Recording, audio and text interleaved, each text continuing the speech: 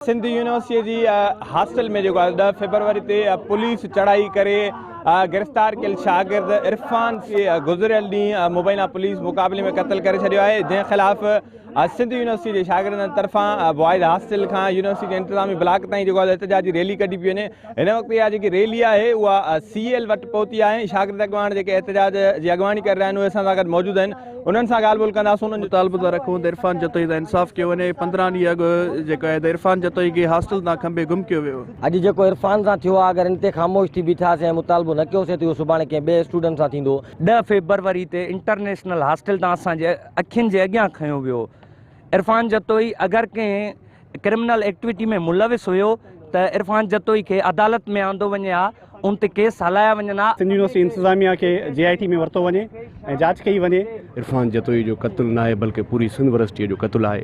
जेके मुलविस आहिनि उन्हनि खे सख़्त खां सख़्त सज़ा ॾेई शागिर्दनि में जेका पखिड़ियल बेचैनी आहे ऐं जेको शागिर्द इरफान जतोई आहे उनजे क़त्ल सां इंसाफ़ कयो वञे। कैमरामैन फिरोज़ बलोच सां गॾु मीर मुर्तज़ा नवाणी, सिंध TV न्यूज़, जामशेद।